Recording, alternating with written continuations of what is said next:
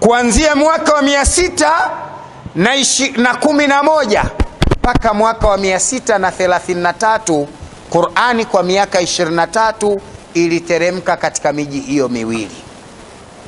Mwaka wa 611 mpaka 623, kwa miaka 13, Qur'ani iliteremshwa katika mji wa Makkah Mukarrama. 623 hadi 633, Qur'ani iliteremshwa katika mji wa Madina Munawwara, ndiko mahala alikuwa akiishi Mtume. Allah subhanahu wa ta'ala akamteremshia Muhammadi sura 114 aya 6236.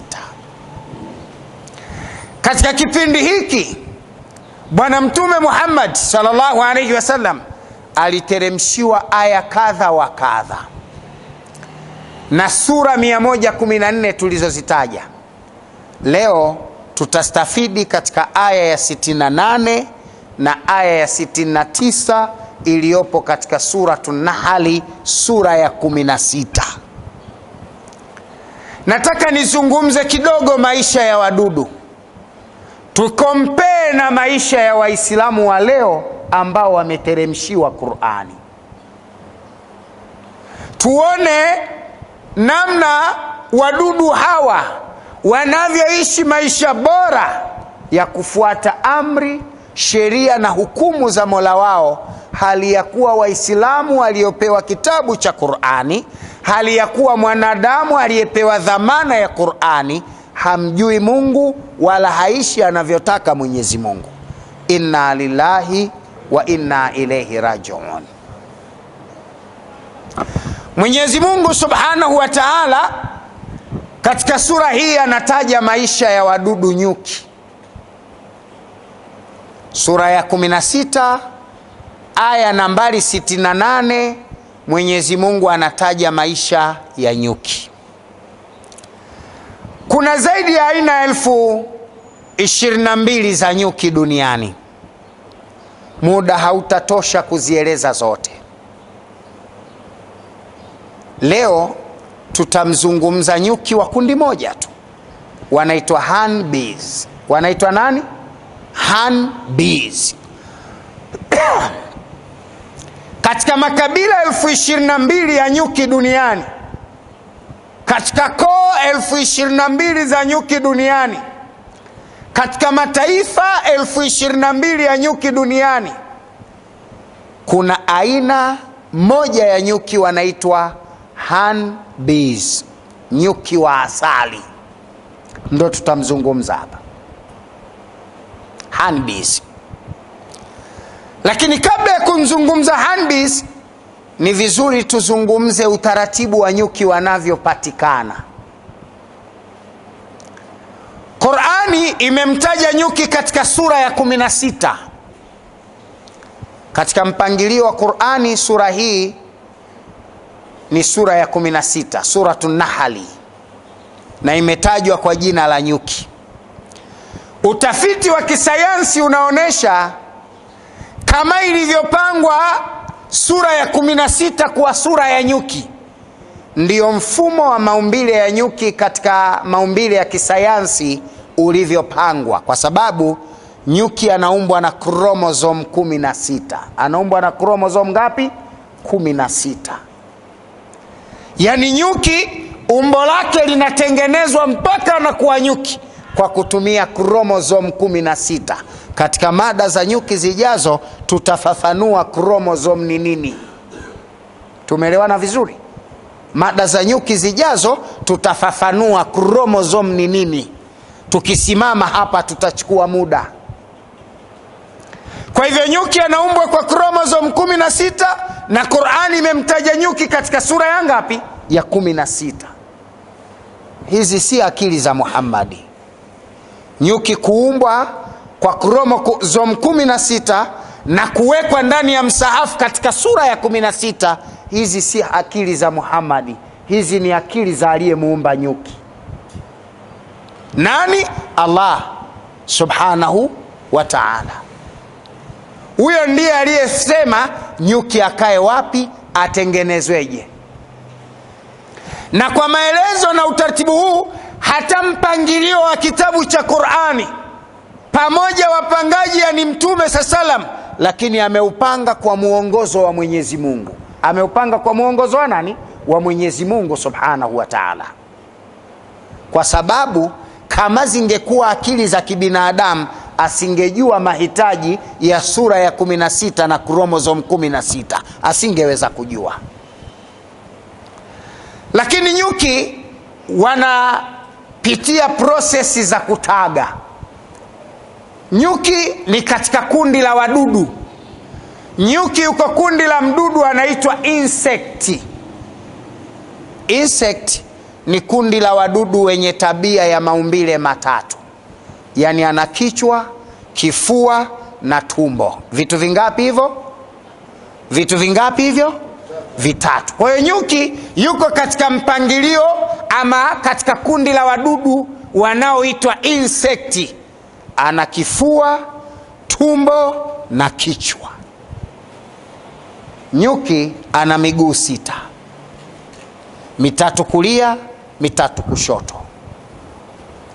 Nyuki ana macho mawili, lakini ndani ya macho yake kuna viini 600. Kuna viini 600. Nyuki ana rungu moja na ana antena 2. Tutavieleza hivi mbele, mtaviona kwa nini vipo na vinafanya kazi gani. Nyuki anatagwa. Prosesi za kupatikana nyuki hutagwa. Na katika mzinga wa nyuki kuna malkia mmoja tu ambaye kazi yake ndio kutaga mayai yote ya nyuki. Lakini nyuki kabla ya kutaga, huyu malkia kwanza hutengeneza pleti. Wanatengeneza masega. Watu wa Tabora masega mnayajua vizuri, kwa sababu katika moja ya mikoa inatengeneza asali, inatoka asali nzuri zaidi duniani ni Tabora. Katika mkoa wa Tabora katika nchi ya Tanzania tunazalisha asali bora zaidi duniani. Ubora wa asali ya Tabora umetokana na nini? Thamani ya mimea na misitu iliyopo katika mkoa wa Tabora. Tutakapofika mahala pa kuzungumzia asali, mtaona thamani ya gredi za asali duniani, na asali ya Tabora iko kwa gredi namba ngapi duniani katika ratio ya dunia. Kwa hiyo nyuki anatagwa, lakini kabla ya kutaga kwanza kuna female workers. Kuna majike katika nyuki hutengeneza plate, masega, ambayo masega haya huwa na kazi 2. Kazi ya kwanza kutagia mayai na kukuzia watoto. Kazi ya pili kutengenezea chakula, yani kuumua hiyo asali inayotengenezwa. Kwa sababu asali inatengenezwa na vitu vitatu, tutaviona mbele katika mada hii ikiwa Mwenyezi Mungu atatuwafikisha. Tuseme inshallah. Sasa nyuki yule jike yule anapofikia mahala kuhitaji kupandwa, anaruka kutoka katika eneo la mzinga, anakwenda hewani. Anaruka kwa mbawa zake. Nyuki huyu ni mkubwa zaidi ya nyuki wengine wote. Anaweza kuwa mkubwa mara 10 au 10 zaidi ya nyuki wa kawaida. Yani malkia mmoja ukubwa wake ni kuanzia mara 10 ya nyuki wa kawaida au zaidi ya mara 10. Kulingana na namna anavolishwa na maisha anayoishi katika mzinga, na aina ya nyuki tutakaowaeleza kulingana na ukubwa wao. Kwa sababu hata nyuki wenyewe wanatofautiana kwa ukubwa. Kwa sababu kuna nyuki wanaitwa crypto bees. Kuna nyuki wanaitwa digger bees. Kuna nyuki wanaitwa honey bees. Kuna nyuki wanaitwa plastic bees. Hao wote ni nyuki na wanatofautiana ukubwa. Tumesema wako mataifa 22,000 duniani, makabila 22,000 ya nyuki duniani. Mada zijazo tutajifunza zaidi kuwajua maisha yao. Sasa nyuki jike anapokuwa tayari kupandwa, anaruka kwenda angani. Madume katika nyuki, yani drones, yanamkimbiza nyuki kwa lengo la kwenda kumpanda. Na hiki ni kitengo cha nyuki maalum ambao ndo wana permit ya kumpanda nyuki ili kuanzisha kizazi kipya. Jambo la ajabu na la kushangaza, nyuki anapopandwa, kizazi chote kitakachotoka kitakuwa ni cha majike. Sikiliza vizuri maajabu ya nyuki. Akipandwa na dume, akataga mayai, hata yakiwa 200,000, mayai yote yatakuwa ya nani? Ya nyuki majike. Na asipopandwa, nyuki pia anaweza kutaga, kwa sababu malkia wa nyuki anataga kila baada ya miaka 3. Kama unavyoona prosesi za kuumbwa mwanadamu na system ya kunyonyesha ya mwanadamu: mimba miezi 9, kunyonyesha miaka 2, mapumziko miezi 4, miaka mingapi hiyo? 3. Kutoka mtoto mpaka mtoto miaka mingapi? 3. Kwa system hii ambayo Mungu ameitaja ndani ya Qur'ani, ndiyo nyuki wana tabia ya kutaga kila baada ya miaka 3. Ila tofauti yao, nyuki anaweza kutaga kila baada ya miaka 3 bila ya kujali kapandwa au hajapandwa. Akipandwa, matago yote yatakayotoka ya mayai yatakuwa majike matupu. Asipopandwa, matago yote ya mayai yatakayotoa yatakuwa madume matupu. Nyuki kanuni yao inakuwa hivyo. Kwa hiyo nyuki anaruka hewani, madume yanakwenda, yanampanda, yakishampanda nyuki anashuka, anakuja kutaga katika zile plate. Hapa ndio naomba uniwekee sikio lako vizuri na unipe moyo wako katika usikivu. Malkia akisharudi kwenye mzinga anataga mara moja ndani ya siku 7. Nyuki mmoja au malkia mmoja wa nyuki anaweza kutaga mayai kati ya 80,000 mpaka 300,000. Narudia tena kipande hiki. Nyuki ndani ya siku 7 ana uwezo wa kutaga kati ya mayai 80,000 mpaka 300,000 ndani ya siku 7, na anataga kidogo kidogo. Maana yake mayai katika tumbo la malkia ya nyuki yanapevuka kidogo kidogo. Kwa leo anataga, kesho anataga, kesho kutwa anataga, tondogo anataga, siku ya 5 anataga, siku ya 6 anataga, siku ya 7 anataga. Kwa hiyo nyuki ndani ya mzinga anataga kwa siku 7, na kila siku anataga mayai mengine, na kila siku anataga mahali pengine. Ndani ya ule mzinga anataga mayai kati ya 80,000 mpaka 300,000. Tumeelewana sawa sawa? Mayai anataga ndani ya mzinga. Sasa nyuki akishataga wijike, huyu malkia queen akishamaliza kutaga, yeye kamaliza kazi. Hana wajibu wala jukumu la kuhudumia mayai. Jukumu na wajibu wa kuhudumia mayai umebaki kwa nyuki wanaitwa nurses bees. Wanaitwa nani?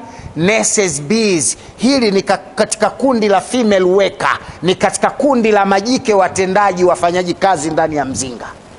Na idadi yao katika mzinga wanaweza kuwa kati ya 10,000 mpaka 80,000 kulingana ukubwa wa eneo la mzinga ulivyo. Hawa female workers katika kitengo cha female workers katika kitengo cha nurses bees, yani wahudumu katika mzinga, wanaweza kuwa baina 10,000 mpaka 80,000 katika mzinga mmoja kulingana na ukubwa wa kundi husika. Na hii inatokana na nini? Kwa sababu makundi ya nyuki wanatofautiana. Kuna nyuki wanaishi kisolitary na kuna nyuki wanaishi kisosho. Wale wanaoishi kisolitary, yani solitary bees, ni nyuki wanaoishi kibepari kama wa Marekani. Na kuna nyuki wanaishi kisosho, yani social bees, wanaishi kijamaa kama wa China. Kwa hiyo nyuki wana tabia mbili tu za maisha: kibepari na kinini? Kijamaa. Sasa Mwenyezi Mungu amewajalia nyuki, anapotaga mayai yake anakwenda kukaa yule malkia. Hawa female workers wafanya kazi wa kike katika kundi la nurses bees, katika wale wahudumu ndani ya mzinga ambao wana kazi 3 hapo ndani ya mzinga. Nitazielekeza mbele kadiri tunavyokwenda. Nyuki hawa ndo wanakwenda kuwahudumia yale mayai. Yai la nyuki tangu limetagwa mpaka litatotolewa, maana yai la nyuki linatotolewa kama yai la kuku, japokuwa punje anayetoka kwenye yai ya nyuki ukubwa wake ni kama punje ya mchanga. Yani yai ya nyuki ukubwa wake ni kama punje 3 au 2.5 za mchanga, ni chini ya milimita 1.5 yai lake. Sasa nyuki anapoingia akataga, lile yai linafanya kukomaa. Ndani ya masaa 72 yai linataji huduma kutoka kwa female workers ama nurses bees, wahudumu katika mzinga. Kazi yao ni majike hawa kuligeuza yai ili liweze kupata joto na baridi kwa wakati, ili liweze kutotolewa, kwa sababu mayai haya yanapotagwa ndani ya mzinga yanahitaji kiwango cha joto ambacho kitawezesha yakomae vizuri bila ya kuviza, kwa sababu yai la nyuki linaviza kama yai la kuku. Unavyomuona kuku akitaga analazimika ndani ya masaa 24 analazimika kulalia mayai yake kwa masaa 21, na masaa 3 tu ndo anatumia kula na kutembea kutoka nje. Ndivyo hivyo mzinga wa nyuki ukishatagiwa mayai, female workers wana wajibu wa kugeuza mayai haya kuyapatia joto, yasije yakaviza watoke watoto kamili walio hai na afya njema. Nyuki wanageuza mayai haya kwa muda wa masaa 72, siku 3. Na kila yai linahitaji huduma za kutosha ili kuhakikisha linafanikiwa ndani ya kugeuzwa. Hapa yai litageuzwa kwa zaidi ya mara 150. Yai hili likishageuzwa katika idadi ya mara hizi, yai hili linafikia masaa 72, siku ya 3 linatotolewa. Likishatotolewa anapatikana kifaranga wa nani? Kifaranga wa nyuki pale ndani, na hapa anakuwa katika mfumo wa lava kiluilui. Nini? Lava kiluilui, funza, kitu kama funza. Nimeleweka sawa? Si unajua kwenye maji kuna wale wadudu wanachezaga hivi, au kwenye miti wanatembea hivi viruilui wale. Sasa ndo yai la nyuki likipasuka anatokea katika umbo la kiluilui. Hii inakuwa siku ya 3 jioni, au siku ya 3 mchana, au siku ya 3 usiku, kulingana ametimiza masaa 72 muda gani. Na wakati huo yai linakuwa lishahudumiwa mara 100 na ngapi? Na 50. Likishatotolewa yai hili litaishi, kifaranga huyu kiluilui huyu ataishi kwa muda wa siku 6. Ataishi kwa muda wa siku ngapi? 6, akiwa kiluilui. Lakini ndani ya siku 6 atahudumiwa mara 10,000 na hawa wasaidizi. Kila mtoto anatakiwa kuhudumiwa, kila kiluilui cha nyuki kinahitaji kuhudumiwa mara 10,000 ndani ya siku 6. Na ndani ya siku 6 hizo analishwa vyakula usiku na mchana. Atalishwa mara 10,000 ndani ya siku 6. Ukisikia huduma hapa ni nyuki kwenda kuwalisha watoto. Ndani ya siku 6 kiluilui anatakiwa ale mara 10,000 ndani ya siku 6. Utagawanya wewe siku moja anakula mara ngapi? Ndani ya siku 6 hizi akilishwa mara 10,000, nyuki huyu atanenepa ukubwa mara 150 kuliko alivyototolewa. Si nimeeleweka haya maneno?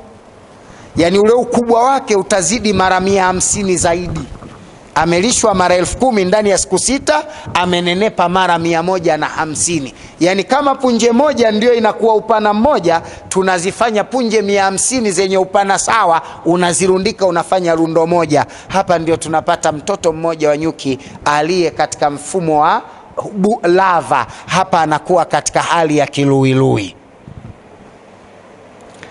Akishakuwa pale ndani ya hizo siku 6 analishwa hapo, ananenepa mpaka mara 150 zaidi. Ukubwa wake anabadilika kutoka upunje ya mchanga na kuwa sawa na pleti anayoishi, kwa sababu masega ya nyuki yana vitundu. Si mnavijua vitundu vile. Sasa kwa sababu alikuwa kama punji ya mchanga ndani ya kile kitundu, sasa atakuwa mpana mpaka anakitosha lile tundu lote, analitosha. Yani anakuwa kajaa ndani ya lile tundu ukubwa wake. Hapa ndo amekuwa mara 100 na ngapi? Na 50.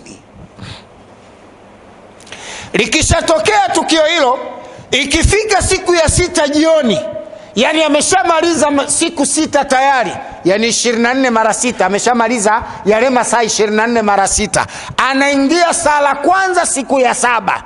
Huyu nyuki akiingia katika sala kwanza siku ya 7, automatically anaacha kula. Anaacha kufanyaje? Kula. Yani nyuki siku ya 7 hali tena. Hali. Hapo nyuki anasimama kula. Nyuki hapa akiwa katika hali ya kiluilui, anaingia katika fasting, anaingia katika saumu. Watoto wa nyuki wanafunga bwana. Huyo ndio Allah. Huyo ndio nani? Allah. Nyuki mtoto wake anafunga. Kwa hiyo ikifika siku ya 6 jioni, watoto wa nyuki wanagoma kula, wanastop kula. Nyuki sasa anakuwa hali chakula tena. Mtoto wa nyuki anakuwa hali chakula tena. Nini anachokifanya nyuki? Pale nyuki ameshaanza kuota antena. Kuanzia siku ya 6 mwishoni mpaka siku ya 7 mwanzoni, nyuki katika kichwa chake anaota antena. Yani kitu kama msumari kwenye kichwa chake unaota. Ule msumari ndio lile lungu analotumia kutoa ile pincha, kutoa ile pini inayokupiga unapokwenda kula asali za nyuki. Nafikiri nimeeleweka sawa sawa. Au asali au anapopigwa nyuki akauawa, ile msumari anaotumia kurejeshea kisasi, ambao mtu aking'atwa nyuki unaona kuna kitu kama kimsumari kimebaki pale. Sasa lile lungu linaloshika ile pincha, kabla ile pincha kuwepo katika ule msumari, kwanza yanazalishwa maji kwenye kichwa chake. Maji haya yanaitwa signal chemical. Yanaitwa nini? Signal chemical.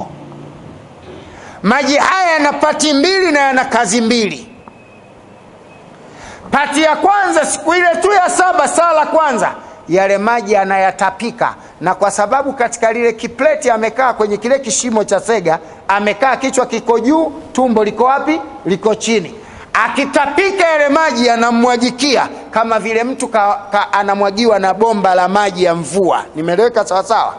Yale maji yanapomwagika ndani ya dakika 5 yanatengeneza coated, yanatengeneza plastiki, yanatengeneza mfuko ambao unamganda yule lava, yule kiluilui unamganda, alafu unamtengenezea mfuko kama unavyoiona pipi ilivyofungwa na nailoni. Lile gamba linapomzunguka yule mtoto wa nyuki, sasa anakuwa ndani ya gamba alilolitema mwenyewe, alafu wake nyuki, mtoto wa nyuki anakuwa ndani ya mfuko aliyetiwa ndani ya nini? Ya kikapu. Hawa nurses bee ama female workers wanabadili kazi. Kuna kundi la female workers wanakwenda kuvuna nta mle ndani ya mzinga. Wakishavuna wanakwenda kukandika juu ya nini? Juu ya wale masega au vile vyumba walivyolala watoto ambao wako ndani ya paketi. Tumeelewana sawa sawa? Wanaziba, wanafunika juu. Maana yake sasa anakuwa ndani ya mfuko, alafu kile chumba ambacho kilikuwa kama kikapu sasa na chenyewe kinafunikwa, anakuwa ndani ya chumba. Maana yake anakuwa ndani ya viza vingapi? Viwili. Kiza cha ndani cha mfuko, alafu mfuko uko ndani ya kiza cha ule pleti yenyewe, alafu amefunikwa ndani ya mzinga, yuko ndani ya viza vingapi? Vitatu. Yeye yuko ndani ya mfuko, alafu mfuko uko ndani ya pleti, pleti iko ndani ya mzinga, kama mimba ya mwanadamu katika tumbo la mama. Mtoto yuko katika nylon maalum iliyomo ndani ya uterus, ambayo kazi yake ni kuhifadhi maji na mtoto. Nylon ama ile plastiki inashikwa na uterus, ndio mfuko wa kizazi, na ule mfuko wa kizazi umo ndani ya tumbo, ndo hili tumbo la chakula. Ndio mama anapofanyiwa operation anachanwa ngozi ngapi? 3. anachanwa ya tumbo, inachanwa uterus, alafu inachanwa ngozi ya ndani, maji yanamwagika, anatoka sasa mtoto anatoka nje. Sasa ndugu zangu Waislamu, Mwenyezi Mungu Subhanahu wa Ta'ala alivyojalia, nyuki huyu anazibiwa. Akizibiwa anakuwa hali sasa, hapa ataishi kwa siku 6 bila ya kula chakula chochote. Alikaa kiwayai siku ngapi? 3. Akatotolewa akaishi kama buu akaishi kama kiruirui siku ngapi? 6. Sasa amekaa ndani ya mfuko, haonekani, haudumiwi. Hapo sasa anaendelea kuhudumiwa na Mwenyezi Mungu huko ndani, analishwa na Mola wake, anaendelea kuishi huko ndani siku 6 bila ya kula, na akitoka hapo ndo anakuwa nyuki kamili. Sijui ninaeleweka sawa sawa? Maanake hizi siku 6 Mungu anafanya uumbaji ambao hata hawa nyuki wengine hawataki kuona, hawatakiwi kuona hawa. Anafunikwa ndani ya pipi ndani ya mfuko wa plastiki ndani ya sega ndani ya mzinga. Siku 6 nyuki anafanyiwa kazi ya uumbaji bila ya kula chochote, na ametoka kule akiwa lava, alikuwa kiluilui anayetembea. Akitoka ndani ya hizi siku 6 atakuwa nyuki mwenye mabawa aliyetimia kila kitu. Nyuki anazitumia siku 6 kule ndani kumtengeneza. Mungu anamtengeneza nyuki, ambapo kipiga hesabu 3 ongeza 6 automatically zinakuja siku ngapi hizo? 15. Kwa hiyo nyuki anaumbwa kwa umri wa siku ngapi? 15. Tangu ametagwa mpaka anakuwa nyuki mwenye mabawa anaruka. Mwanadamu tangu mimba mpaka anazaliwa wiki 38, miezi 9 na wiki 2, sawa na miezi 9 na wiki 2 mwanadamu anatakiwa awe tayari ameshazaliwa.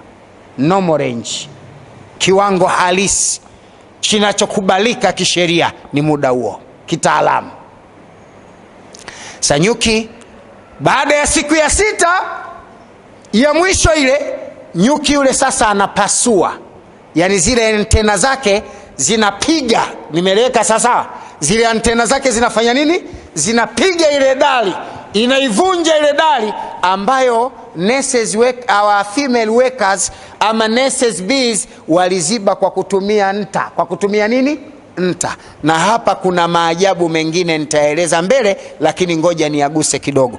Ule mfuko anaouvaa nyuki ambao unatokana na maji aliyoyatapika mwenyewe, alafu kamtengenezea kama nylon. Ile nylon kitaalamu inaitwa kukuni. Inaitwa nini? Kukuni. Na ina material za aina 7. Ina material za aina ngapi? 7. Na ina vijilea vidogo vinavyomzunguka vinakuwa 7. Ile lea inayosimamia ile kukuni yenyewe zinakuwa lea za madini aina ngapi? 7. Kwa hiyo yule mtoto wa nyuki ndani ya siku 6 zile anakaa ndani ya tumbo la ile lea ya kukuni akiwa amezungukwa na lea ngapi?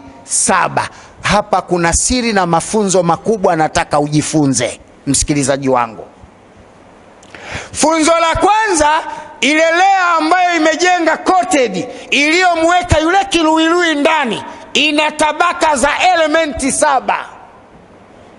Amezungukwa na elementi ngapi? 7. Kama binadamu alivyozungukwa na elementi ngapi? 7. Tunakaa katika wiki na siku ngapi? 7. Tumenyanyuliwa mbingu kama dari, ziko ngapi?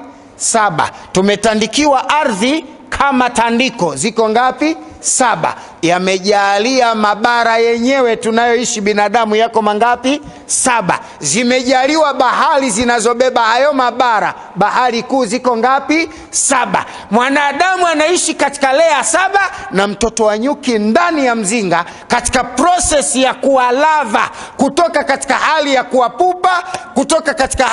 pupa, kwenda kuwa lava, kutoka hali ya kuwa kiruirui kwenda kuwa sasa buu. Na hatua hii anaishi katika siku 6, na ataumbwa kwa siku 6, na anaishi katika lea 7. Kwa nini pale anaumbwa katika siku 6?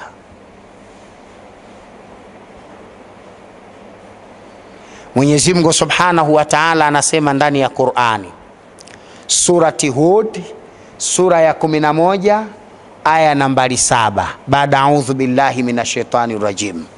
Wa huwa alladhi khalaqa as-samawati wal ardha fi 6 ayami wa kana 'arshuhu 'ala al-ma'i. Wa huwa alladhi khalaqa as-samawati wal ardha fi 6 ayami, Mwenyezi Mungu ndio kaumba mbingu na ardhi katika siku ngapi? 6. Fi 6 ayami, katika siku 6. Na hapa nyuki anaumbwa sasa awe nyuki kamili, kutoka katika step ya lava kwenda kwenye step ya buu. Anapokuwa buu anakaa pale akiwa amefungiwa. Mungu anafanya kazi ya umbaji, anamlisha mwenyewe, anamuumba mwenyewe ndani ya siku 6 akiwa katika mfuko ule wa sega, kama ambavyo Mungu anamuumba mwanadamu kwenye mfuko wa mama yake miezi 9 wiki 38, halishi na yeyote isipokuwa Allah subhanahu wa ta'ala. Na nyuki pale ndani ya siku 6 anafanywa hivyo. Nyuki analishwa pale siku 6, anaumbwa. Mungu anajua anamlishaje hizo siku 6. Kile chakula alichokula siku 6 za mwanzo ambazo akiwa lava akalishwa na kina mama wale maneses zimemalizika. Hapa sasa analishwa na nani? Analishwa na Allah subhanahu wa ta'ala. Nini Mungu anatufundisha hapa? Mungu anataka kutufundisha juu ya riziki. Zinatoka kwake nani? Mwanadamu acha pupa ya kukimbilia maisha. Mwanadamu acha pupa ya kukimbilia maisha. Wallahi riziki anatoa Mwenyezi Mungu. Kuna watu wanahisi riziki wanapata kwa akili zao. Haswali kwa sababu anahisi akiswali atapoteza muda wa kupata riziki zake. Hakai msikitini kwa sababu anahisi akikaa msikitini atakosa muda wa kupata riziki zake. Tena Muislamu anafikia mahala anasema hali yenyewe ni mbaya, uchumi mgumu, muda wote niwe na swali, mtakula nini? Yani anaamini utaratibu wa kupata riziki ya chakula ni akili yake. Inna lillahi wa inna ilaihi rajiun. Muone Mola hapa anamlisha nyuki siku 6 katika mzinga, akiwa ndani ya chumba private, anabaki yeye na Mola wake tu. Mtoto wa nyuki anatengenezwa pale, anatoka katika hali ya kiluilui anakuwa sasa katika hali ya pupa, yani lava.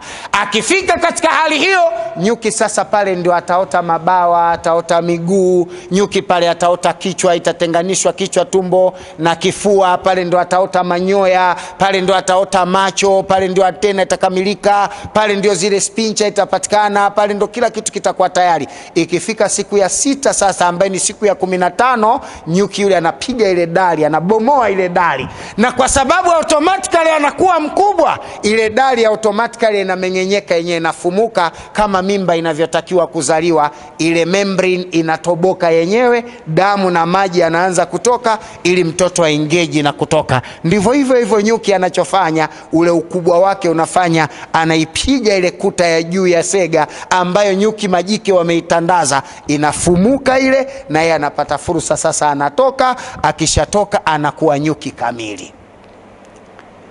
Lakini maajabu mengine, kipindi chote kinyuki alichokuwa analishwa siku 6 za mwanzo, kabla hizi ambazo Mungu anamlisha akiwa amemfungia, Marikia wa nyuki baada ya kuwa ametaga amekaa pembeni, hawa female workers, hawa nyuki majike hawajawahi kukosea hata siku moja namna ya kuwalisha watoto. Analishwa idadi ile ile, hakuna kumkanganyiko. Yani haitokei majike wakafanya mkanganyiko, kalishwa sasa hivi alafu mwingine kaja kachakula kamlisha tena. Mkanganyiko huo haupo.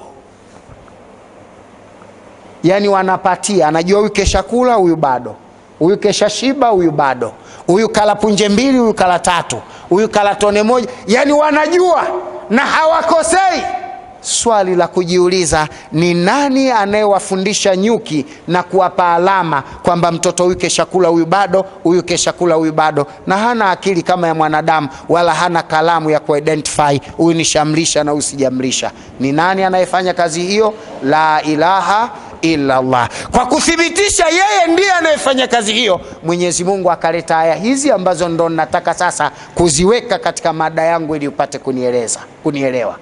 Allah anasema katika Qur'ani katika sura ya 16 aya ya 68 na aya ya 69, baada a'udhu billahi minash shaitani rajim, bismillahir rahmanir rahim, wa auha rabbuka ila nahali anitakhidhi minal jibari buyuta wa minashajar wa mimma ya'rishun thumma kul min kulli thamarati fasruki subura rabbiki dhurla yakhruju min butuniha sharabu mukhtalifun alwanu fihi shifa'u linnasi inna fi dhalika la ayatan liqaumi yatafakkarun.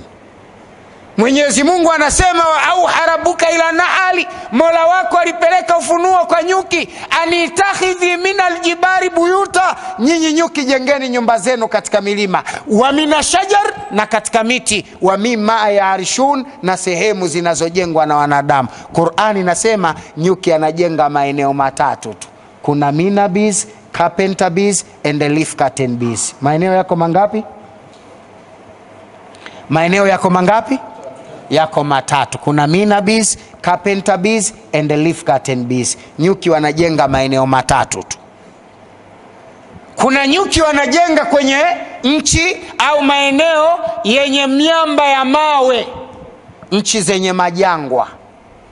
Nyuki hawa wanaitwa nyuki wa majangwani. Tumeelewana sawa?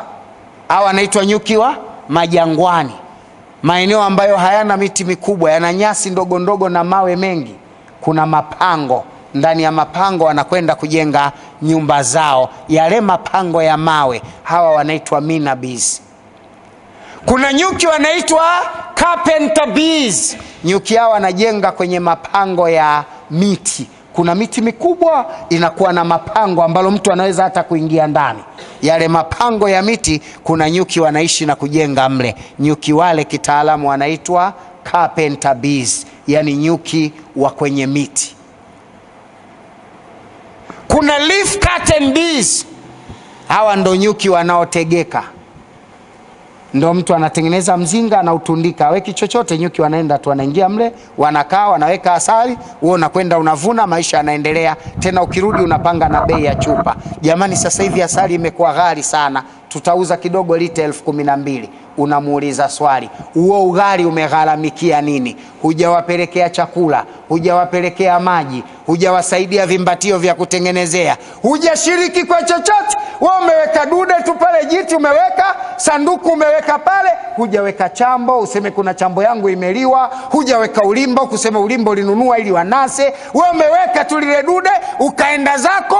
Mungu kwa sababu keshawaamrisha wa auha rabbuka ila nahali, Mola wako ndio anapeleka ufunuo kwa nyuki, anitakhidhi, kajengeni ni nyuki, minal jibari, katika majabari, buyutan, nyumba zenu. Wanaenda kujenga, unaanza kuleta mbwembwe. Siku hizi asali gharama sana, umechangia nini? Muongo mkubwa.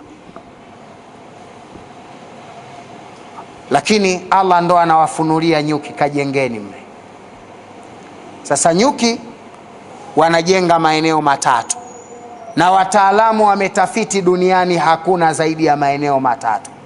Kama ilivyokuwa Qur'ani imesema nyuki katika surati ya 16 suratun Nahli kwamba ndio sura ya maisha ya nyuki, na chromosome zikawa 16, basi hata utaratibu wa kujenga nyuki wanajenga maeneo mangapi? Matatu peke yake.